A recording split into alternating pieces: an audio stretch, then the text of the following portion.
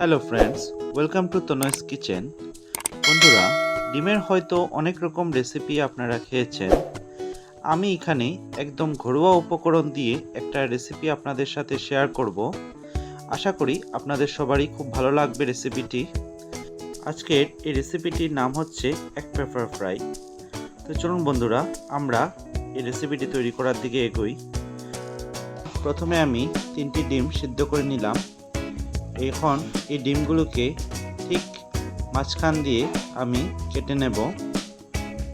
3টি ডিমকে আমি 6টি পিস করে নিলাম। তারপর একটি কড়াই বসিয়ে তাতে তেল দিয়ে 1 চামচ গোলমরিচ গুঁড়ো আমি দিয়ে দিলাম। তারপর এক এক করে ডিমগুলি আমি তেলে ছেড়ে দেব। বন্ধুরা, ডিমের কুসুমের অংশটা নিচের দিকে রেখে ভেজে নেবেন, এর ফলে ডিমগুলো ভাঙবে না। কিছুক্ষণ পর আমি এগুলি উল্টিয়ে নেব। এভাবে আমার সবগুলো ডিম কিছুক্ষণ ভেজে নিতে হবে। মোটামুটি 2-3 মিনিটের মধ্যে আমার এগুলি ভাজা হয়ে গেছে। আমি এখন এগুলি প্লেটে উঠিয়ে নিলাম।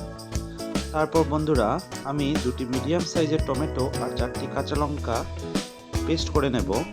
এখন আমি পেপার ফ্রাই মশলাটি তৈরি করে নেব। তাই ফ্লেমে কড়াই বসিয়ে দিয়ে দিলাম 5টি শুকনো লঙ্কা, তারপর কয়েকটি দারচিনি এবং এলাচি, দিয়ে দিলাম 1 চামচ মৌরি, তারপর দিয়ে দেব 1 চামচ আস্ত জিরে, 1 চামচ ধনে, তারপর মোটামুটি 1/2 চামচ আমি গোলমরিচ দিয়ে ভালোভাবে এটা ভেজে নেব। 1 মিনিটের মতো আমি এটা ভেজে গ্রাইন্ড করে মশলাটি রেডি করে নিলাম। তারপর ডিম ভেজে রাখা তেলের মধ্যে আমি দিয়ে দিলাম 2টি তেজপাতা। তেজপাতাটা কিছুক্ষণ নাড়িয়ে নেওয়ার পর আমি এর মধ্যে 3টি মিডিয়াম সাইজের পেঁয়াজ আমি কুচি করে রেখেছিলাম, সেটা এর মধ্যে ঢেলে দিলাম। ঢেলে দিয়ে কিছুক্ষণ নাড়িয়ে আমি এটা পেঁয়াজটা ভেজে নেব। কিছুক্ষণ নাড়ার পর দেখবেন পেঁয়াজের মধ্যে ব্রাউন রং চলে এসেছে। তারপর 1 চামচ কাশ্মীরি লঙ্কা গুঁড়ো আমি দিয়ে ভালোভাবে ভেজে নেব। বন্ধুরা, এই কাশ্মীরি লঙ্কা গুঁড়ো দিয়ে কিছুক্ষণ ভাজার ফলে দেখবেন এই কালারটা আরও বেড়ে গেছে। তারপর আমি অল্প পরিমাণ জল দিয়ে এটা কিছুক্ষণ ভেজে নেব। এই কাশ্মীরি লঙ্কা গুঁড়ো দেওয়ার ফলে কিন্তু রংটা খুবই সুন্দর আসে। এরপর আমি দিয়ে দেবো 1 চামচ ধনে গুঁড়ো, 1/2 চামচের মতো হলুদ দিয়ে আমি আবার কিছুক্ষণ নাড়িয়ে নেব। কিছুক্ষণ নাড়ানোর পর আমি এর মধ্যে দিয়ে দেব 2 চামচের মতো আদা রসুন বাটা। এই আদা রসুন বাটাটা দিয়ে আপনাদের ভালোভাবে কষিয়ে নিতে হবে, যাতে আদা রসুনের কাঁচা গন্ধটা চলে যায়। মোটামুটি 2-3 মিনিট কষানোর পর আমি এর মধ্যে দিয়ে দেব টমেটো পেস্ট, যেটা আমি আগে তৈরি করে রেখেছিলাম। দিয়ে আমি ভালোভাবে মশলার সঙ্গে মিশিয়ে নিলাম।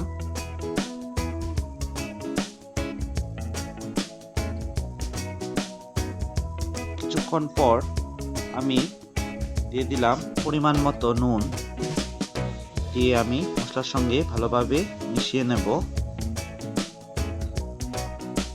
মোটামুটি 2-3 মিনিট আমি এইভাবে নাড়িয়ে মশলাটা কষিয়ে নিয়েছি আবার। তারপর আমি মোটামুটি 1.5 কাপ পরিমাণ জল অ্যাড করে দিলাম।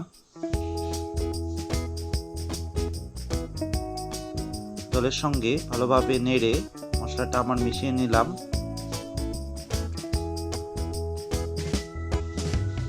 কিছুক্ষণ বয়েল হওয়ার পর আমি ডিমগুলো এক এক করে গ্রেভিতে ছেড়ে দিলাম।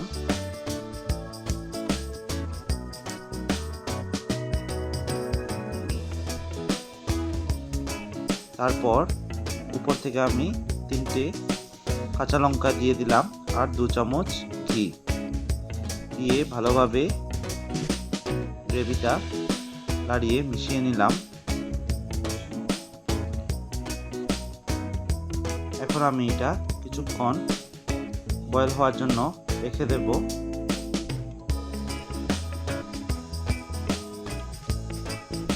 মোটামুটি 3-4 মিনিট পর দেখবেন যখন গ্রেভিটা হালকা ঘন হয়ে এসেছে, তখন আমি 1 চামচ পেপার ফ্রাই মশলা দিয়ে ভালোভাবে মিশিয়ে নেব। এই পেপার ফ্রাই মশলাটা দেওয়ার পর খুব সুন্দর একটি সেন্ট বেরোবে, আর এই ডিম রেসিপিটির টেস্টেও বাড়িয়ে দেবে। কিছুক্ষণ আমি এভাবেই ছেড়ে দেব। মোটামুটি আরও 2 মিনিটের মতো আমি এটা ফ্রাই করে নেব। দেখতে পাচ্ছেন বন্ধুরা কত সুন্দরভাবে আমার গ্রেভিটা তৈরি হয়ে গেছে আর কত সুন্দর কালার এসেছে। এখন আমি এটা নামিয়ে নেব। বন্ধুরা, আজকের এই এক পেপার ফ্রাই রেসিপিটি আপনাদের কীরকম লাগলো নিশ্চয়ই আমাকে কমেন্ট করে জানাবেন। আর আমার চ্যানেলে যদি আপনারা নতুন হয়ে থাকেন তাহলে চ্যানেলটিকে সাবস্ক্রাইব করে দেবেন। আজকে এখানেই বিদায় নিচ্ছি। আবার দেখা হবে আপনাদের সঙ্গে নতুন একটি রেসিপি নিয়ে। ধন্যবাদ।